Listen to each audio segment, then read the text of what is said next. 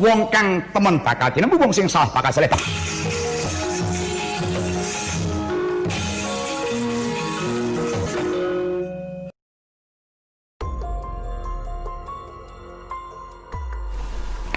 Assalamualaikum dulur. Jadi ini ada fenomena lama, cuma sekarang sedang berkembang, dan saya menemukan sedikit titik terang dari fenomena tersebut. Yang pertama adalah fenomena penampakan. Jadi kita sering mendengar kabar penampakan atau apapun itu. Mungkin saya belum pernah, masih belum mengalami secara langsung, tapi cuma mendengar dari kisah-kisah orang lain. Dan ada lagi seperti persepsi-persepsi orang tentang gambar-gambar tertentu seperti lambang-lambang yang terlarang atau logo-logo yang tidak disukai karena berbeda visi dengan mereka. Itu menjadi lebih kuat dibanding dengan persepsi orang umum. Misal, bulan ini kan Indonesia merayakan ulang tahun kemerdekaan yang ke-75. Nah, yang dipermasalahkan adalah di gambar itu ada gambar mirip logo agama lain. Jadi ada beberapa tokoh agama dari agama tertentu itu menyatakan bahwa logonya tidak cocok karena berbentuk simbol agama lain. Itu persepsi dari orang tersebut. Terus penampakan.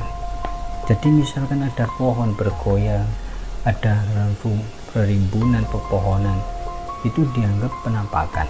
Atau sebuah batu yang ada memiliki corak tertentu, dianggap ada tampilan kemunculan dari objek, dari benda tertentu, mungkin jin atau hantu.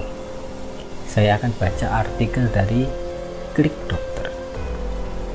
Judulnya adalah "Sering lihat wajah di benda mati, bisa jadi Anda mengalami pareidolia." Pareidolia. Ini kata-kata baru bagi saya. Pareidolia adalah kecenderungan bagi semua orang untuk melihat wajah atau pola tertentu di benda mati. Jadi misalkan kita melihat ada kayu dipotong, melihat smile gitu. Terus saya cek di Wikipedia, pareidolia adalah sebuah fenomena psikologi yang melibatkan stimulus samar-samar dan acak. Seringkali sebuah gambar atau suara yang dianggap penting. Contoh umum termasuk melihat gambar binatang atau wajah-wajah di awan, melihat pria atau kelinci di permukaan bulan, atau mendengar pesan tertentu di rekaman dimainkan secara terbalik. Jadi kalau ada suara direkam terbalik, itu kayak konsonannya ini seperti mengatakan sesuatu. Nah, itu secara istilah. Secara bahasa, pareidolia ini berasal dari bahasa Yunani. Para yang artinya itu samping, maksudnya adalah kesalahan. Eidolon ya, artinya adalah gambar. Jadi gambar yang dipersepsikan secara salah. Perlu diingat bahwa pareidolia ini bukan kelainan atau gangguan kejiwaan.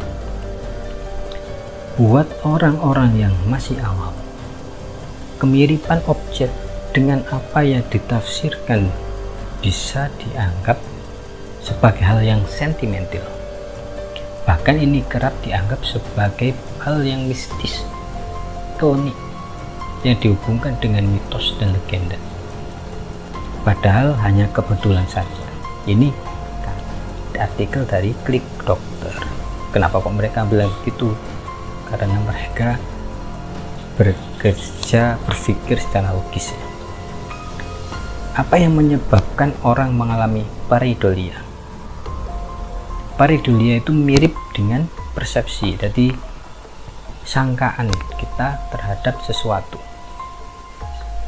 Karena persepsi, maka kita kembali ke penampakan. Karena persepsi, maka hantu di Jawa tidak mungkin ada di Jepang. Karena apa?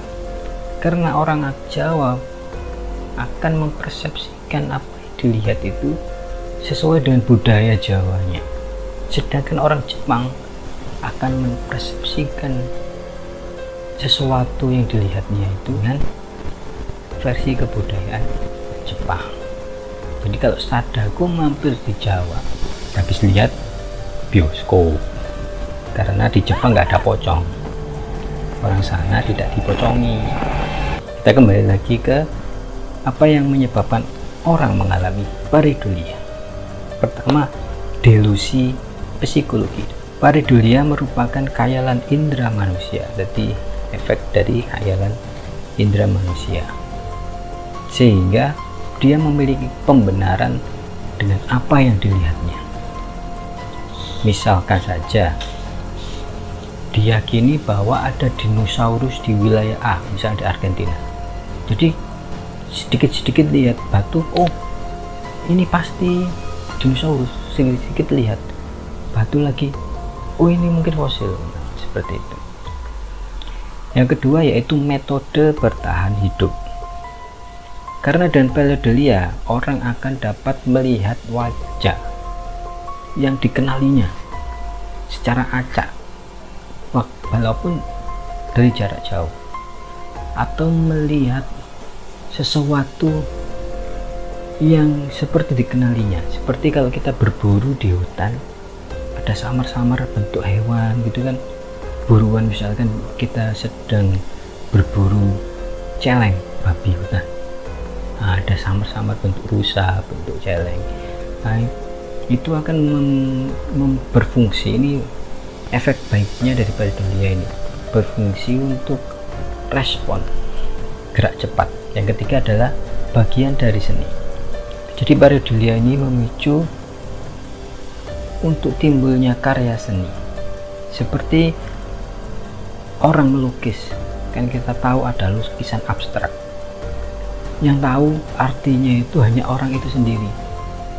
Orang lain akan mempersepsikan lukisan itu dengan apa yang dia pernah alami, jadi berdasarkan pengalamannya masing-masing. Berkaitan dengan neurotisme. Neurotisme itu berarti kejiwaan, akal, otak ya. Neurotisme itu akal. Seseorang bisa melihat objek acak di sekitarnya itu berdasarkan dengan mood atau neurotismenya sendiri. Neurotisme adalah dimensi kepribadian seseorang dalam hal kecemasan dan rasa tertekan. Kepribadian seseorang itu bisa dicek dengan tes Rorschach.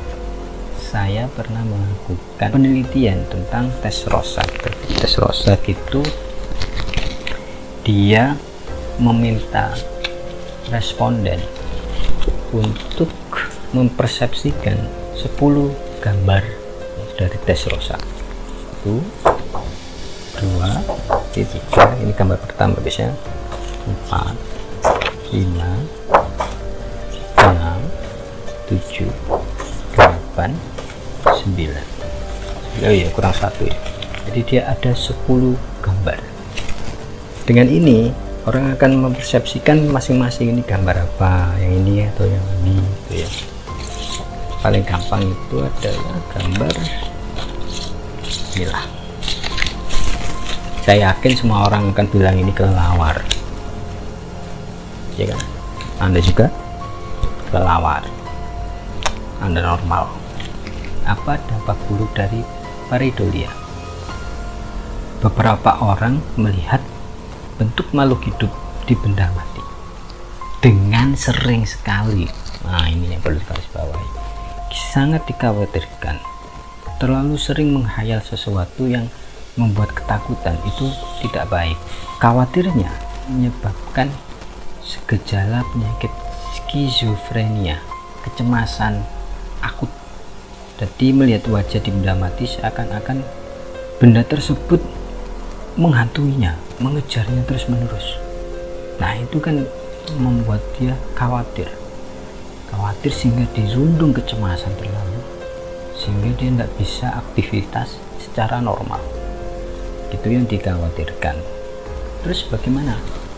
Tujuan saya membuat video ini termasuk adalah edukasi bahwa beberapa hal itu memang bisa dibaca secara logis, secara akal, walaupun memang ada hal-hal yang tidak bisa dilihat secara akal.